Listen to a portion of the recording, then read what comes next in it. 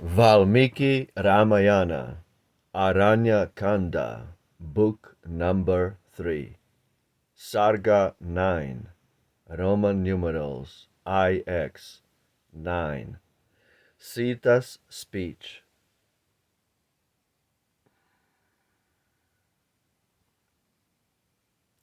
Blessed by the sage, when Raghu's son his onward journey had begun, thus in her soft tone Sita, meek, with modest fear began to speak.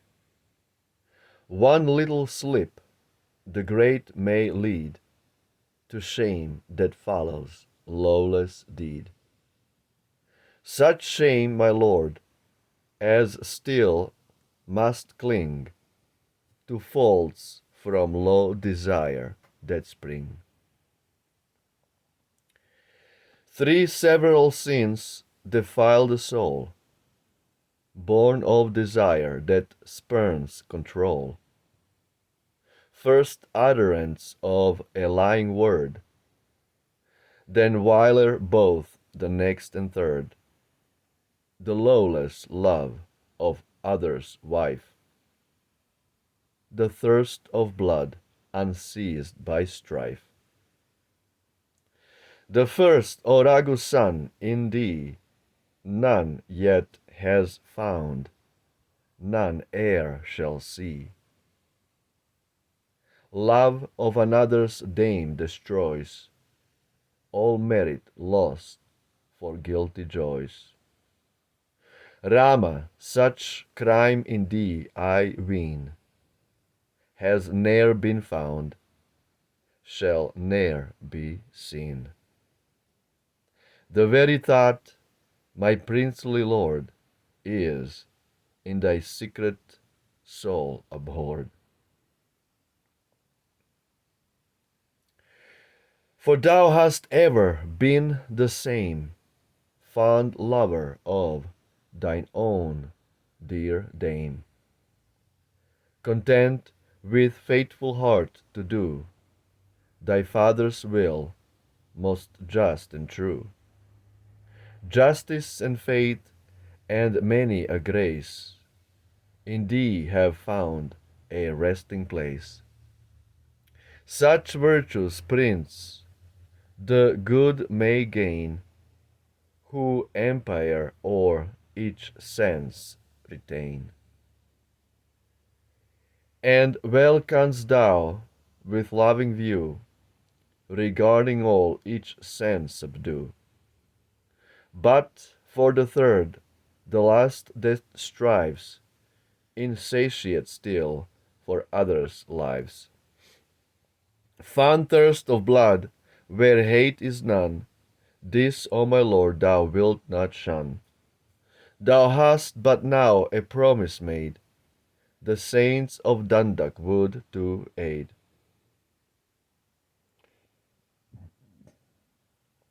And to protect their lives from ill, the giant's blood in fight wilt spill. And from thy promise lasting fame will glorify the forest's name. Armed with thy bow and arrows thou forth with thy brother journeyst now. While as I think how true thou art, fears for thy bliss assail my heart, and all my spirit at the sight is troubled with a strange affright. I like it not, it seems not good, thy going thus to Dandak wood. And I, if thou wilt mark me well, the reason of my fear will tell. Thou, with thy brother, bow in hand, beneath those ancient trees wilt stand, and thy keen arrows will not spare wood rovers who will meet thee there. For as the fuel food supplies, that bids the dormant flame arise, Thus, when the warrior grasps his bow, he fills his breast with ardor glow. Deep in a holy grove of yore, where bird and beast from strife forbore, Sachi beneath the sheltering boughs, a truthful hermit kept his vows. Then Indra, Sachi's heavenly lord, armed like a warrior with a sword, came to his tranquil home to spoil the hermit of his holy toil, and left the glorious weapon there, entrusted to the hermit's care, and a pledge for him to keep, whose mind to fervent zeal was all resigned. He took the brand with utmost heed, he kept it for the warrior's need. To keep his trust he fondly strove, when roaming in the neighboring grove. Whene'er for roots and fruit he strayed, still by his side he bore the blade. Still on his sacred charge intent, he took his treasure when he went. As day by day that brand he wore, the hermit rich in merit's store, from penance rites each thought withdrew, and fierce and wild his spirit grew.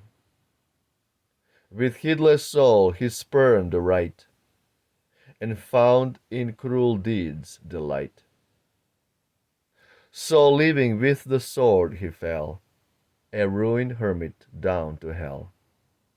This tale applies to those who deal too closely with the warriors still. The steel to warriors is the same as fuel to the smoldering flame. Sincere affection prompts my speech, I honor where I fain would teach. Mayst thou thus armed with shaft and bow, so dire a longing never know, as when no hatred prompts the fray, these giants of the wood to slay. For he who kills without offense shall win but little glory thence. The bow the warrior joys to bend is lent him for a nobler end, that he may save and succor those who watch in woods when pressed by foes. What matched with woods is bow or steel? What warrior's arm with hermit's zeal? We with such might have not to do, the forest rule should guide us to. But when Ayodhya hails thee Lord, be then thy warrior life restored. So shall thy sire and mother joy in bliss that naught may e'er destroy. And if resigning empire thou submit thee to the hermit's vow, the noblest gain from virtue springs, and virtue joy unending brings. All earthly blessings virtue sends, on virtue all the world depends. Those who with vow and fasting tame to due restraint the mind and frame, win by their labor wholly nobly wise the highest virtue for their prize. Pure in hermit's grove remain, true to thy duty free from stain. But the three worlds are open thrown to thee by whom all things are known, who gave me power that I should dare his duty to my Lord declare. 'Tis woman's fancy light as air, that moves my foolish breast. Now, with thy brother counsel take, reflect, thy choice with judgment make, and do what seems the best. Absolutely beautiful. So, so beautiful.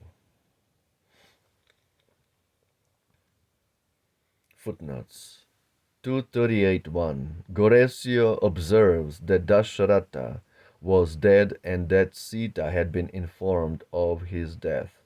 In his translation, he substitutes for the words of the text thy relations and mine. This is quite superfluous.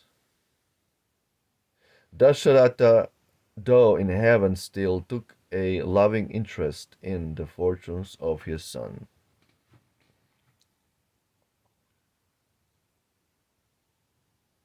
Yeah, whatever. Absolutely beautiful translation of this sweet little chapter. Whenever Queen Sita, Goddess Sita, opens her mouth, it's everything is on point. Everything is on the point.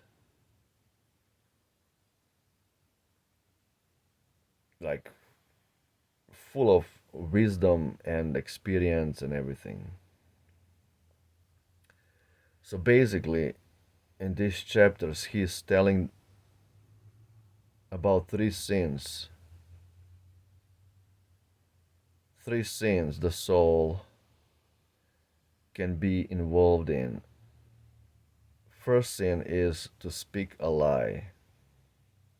Second sin is to be a cheater, covet someone else's wife or a girlfriend.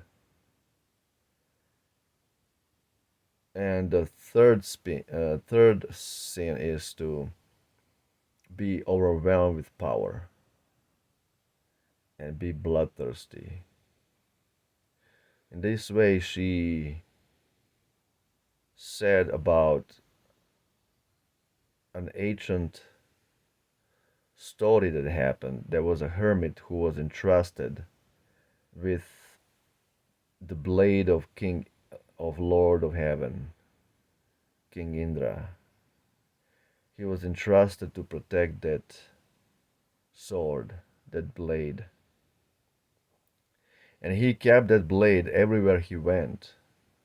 When he was looking for fruits, roots, something to eat, to fetch water, everywhere he went, he kept that blade next to him to keep it.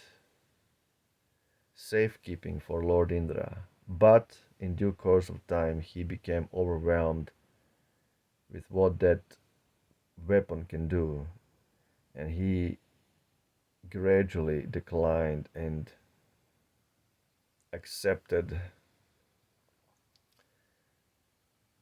the power that came with that blade and started killing innocent creatures in the woods, in the forests.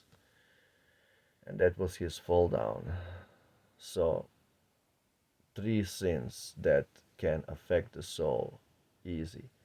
Sita is right on the point. Absolutely beautiful.